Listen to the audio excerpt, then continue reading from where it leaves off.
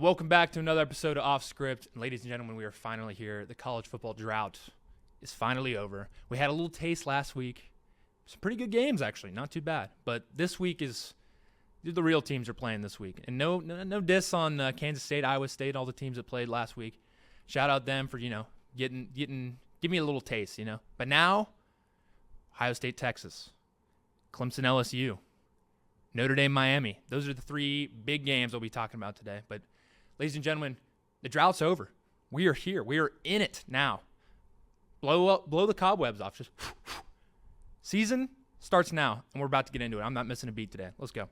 So starting off here with Ohio State versus Texas, I want to look at Ohio State first. New offense coordinator and new defense coordinator, replacing both those guys. Offense coordinator Brian Hartline. He was the OC in 2023, but Ryan Day was still kind of calling the plays, so not exactly too experienced here, which is a little bit of a concern of mine. I'm not saying he's not qualified for this. He's definitely, he's been there many years now and has tremendous amount of talent around him, so I think he will be fine. But there might be a little bit of a learning curve. And then the other side of the ball, we have defensive coordinator Matt Patricia.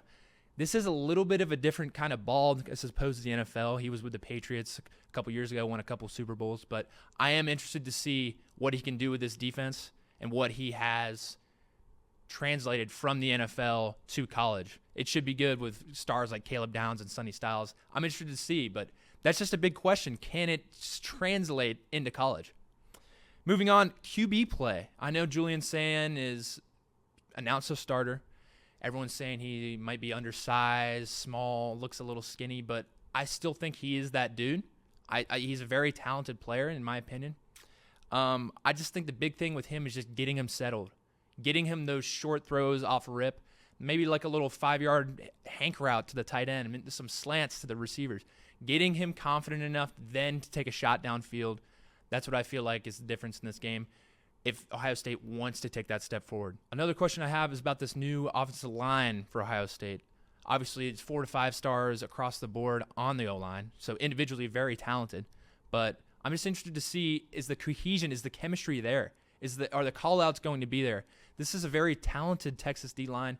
I'm just excited to see if the O-line for Ohio State can hold up and give Julian Sayin enough time to get the ball to these talented receivers.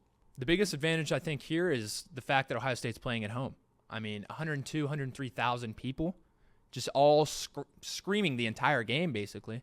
It's going to be very hard for Texas, especially the offense, to hear, communicate. So I feel like if that is winding up through the entire game and it is a close game and Texas doesn't jump on Ohio State early, that is going to be a large factor.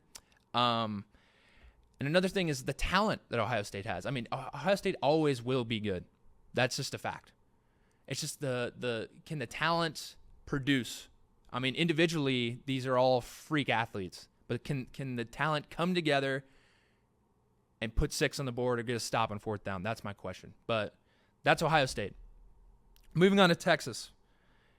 Can Texas handle the noise? I just talked about the shoe being an extremely loud environment, hostile. That Indiana center last year was saying he was talking to someone right next to him and he couldn't even hear him. He was trying to make calls, he couldn't even hear him. So can Texas handle this environment? That's remain to be seen, obviously. But who knows? Maybe they can. And they're probably working with crowd noise this week. That's what I'd assume if they're going into Columbus this week. Keys of the game for Texas to at least hang in there or win, they need to have a strong secondary. Obviously, when you think Ohio State, you think receiver core. You think throwing the ball downfield, huge plays. The thing with Ohio State, and this is true for the past 5-10 years, they're a team that lives off the big play. If you take away those big plays, their fans will be out of it. It'll become the noise that will fix the noise problem, and then you capitalize on that. So you take away those shot plays down the field to Jeremiah Smith, to Carnell Tate, to Brandon Inniss, then you got to capitalize on that by making your own plays, by maybe getting a turnover, by throwing the ball downfield, running the ball down the defensive line. That's where I feel like Texas could have the edge in this game. And then the final thing is Coach Sark kind of needs this game. Look at last year, lost twice to Georgia. That was both huge games. Lost to Ohio State. So those are all pretty big games. And then the year before that, too, lost to Kalen DeBoer in the semis. So he's not approaching that hey, hot seat or anything like that. I'm not saying that. But I'm saying hey, let's win a big one now. I understand you beat Bama 2 years ago and you guys were pretty solid last year, but let's win a big one off in the regular season here. Let's get going here. So I think that's a huge test for him this Saturday. I think he needs it probably for himself too, just be all right, we're good, we're fine. And there is a lot of pressure there, but I feel like he could get it done. But overall, Ohio State, Texas, big noon kickoff, should be a night game. Can't believe they're doing that to us, but it's all right. I got to go with the Buckeyes on this one. That's my alma mater. I just think it's so hard to win in the shoe, and then the fact that they're coming off a national championship, these fans are going to be fanatical. I mean, they're going to be crazy, especially week one. It's crazy, Ohio State games week one. But I think Ohio State gets the dub. But it's going to be a tight game. I'm going to say 24-21, something like that, but low scoring-ish. It should be a pretty solid and fun watch, and I'm excited to see what happens. And moving on to Clemson and LSU, let's start with Clemson first. This game for them is a monumental opportunity to make a statement for the college football playoff. Because realistically, they play in the ACC. How many other ranked games are they going to have to prove themselves right now? This game right here matters so much, and it just happens to be week one. So they have to win this. This is a must-win for Clemson. A big key to this game for this Clemson team is just getting the ball to your talent, to your wide receivers. I mean, you have one of the best wide receiver cores in America. Why not get them the ball? Klubnik needs to have time in the pocket to get it out. Another thing is just pressure on Nussmeier. He's a very talented quarterback. That's not a secret. Everyone knows that. But just getting pressure on him tends to be when he gets a little skittish. He gets a little frantic. That's when you guys have to capitalize and hopefully jump on him early and hopefully win this game. Again, home field advantage in Death Valley. It'll be interesting. I think it'll be very interesting. And moving on, LSU here. Can they handle the noise? I mean, very similar to Texas. Can they handle the noise? It's a night game, so it'll be rocking. Death Valley will be rocking. And another thing, this LSU team cannot lose another home opener. I mean, it's been 5 in a row right now, and all of a sudden becomes 6. Do you know what does that do for team morale? That's my question. For fan morale. I mean, you show up to next, wow, we lost 6 straight first game of the week. You don't want to do that again. Be all right, let's rally again. Let's we try to go undefeated. That's always the goal of the season, to go undefeated. And then you lose the first one, you're just damn. All right, back to the drawing board, I guess. What did we do wrong? But sometimes it makes the team better. I mean, it can tighten a group. I'd be interested to see. But I'm saying they need that for overall morale. They definitely need that. And then my big key for LSU is just being able to establish a run. Just getting on first downs and second downs, just 3 to 4 yards on those runs. Because they add up over time. And you will get more. And then once you wear out that Clemson D-line, then you kind of take a shot towards your receivers. And that's when, you press forward. You make a charge. So it'd be interesting to see. I think I have Clemson in this one. Just like I said, for Ohio State, I mean, home field advantage plays a huge part. I think the spread's around 4 or 5. Plus, this Clemson team has a lot of hype, and I'm kind of falling for it. I love Klubnik. I love Dabo, and I'm going to go with Clemson here. And then moving on, we have Notre Dame and Miami. Let's talk about Notre Dame first. Elephant in the room is C.J. Carr at quarterback.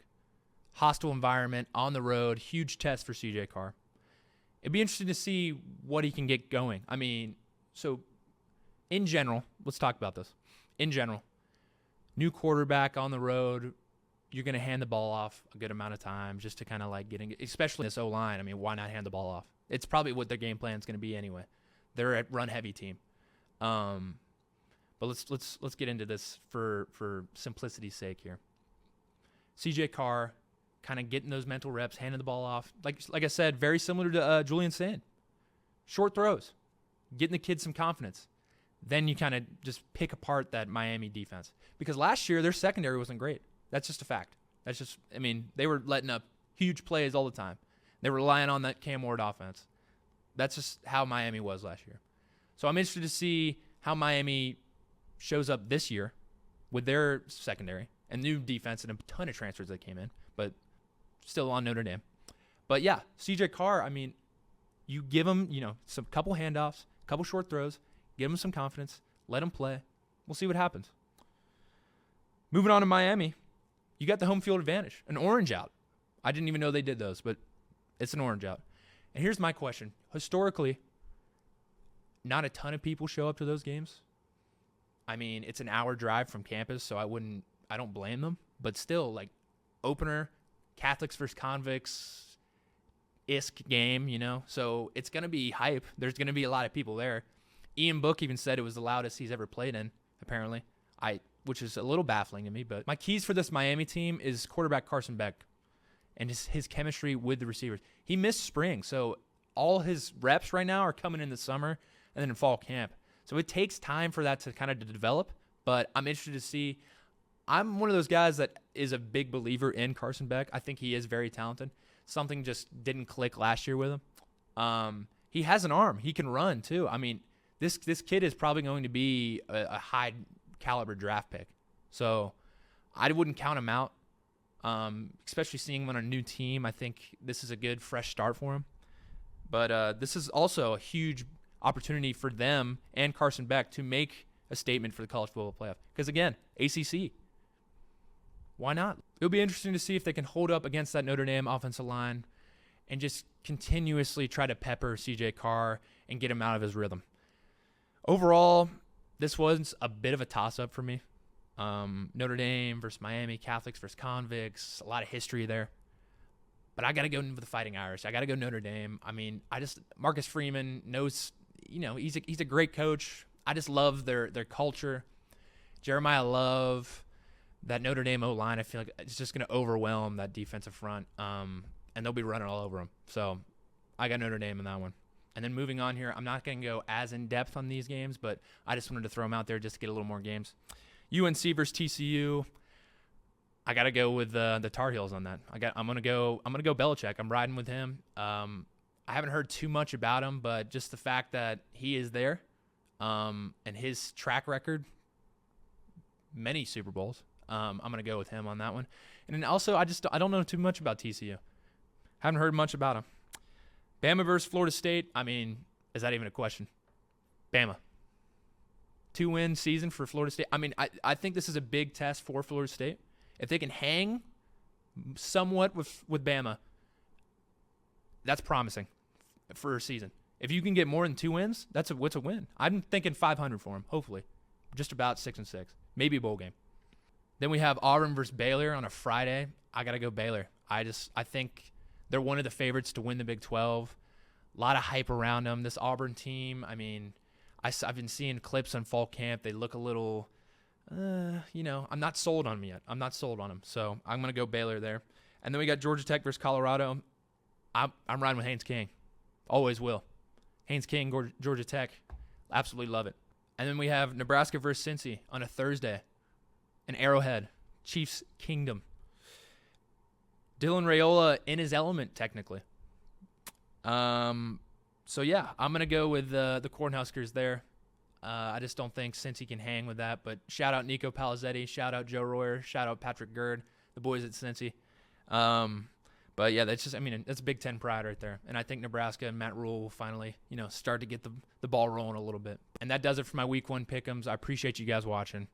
I will be on the road all week this week, so, stay tuned for some future videos coming. I'm going to be at Ohio State, Texas. I will be at the Clemson LSU game, and then I'll be at the TCU UNC game. So stay tuned. We got a lot coming. I'm excited. So don't forget to subscribe, like the video, leave some comments. I want to hear what you guys think. I'm Zak Herbstreit. This is Off Script. I appreciate you guys. I'll see you.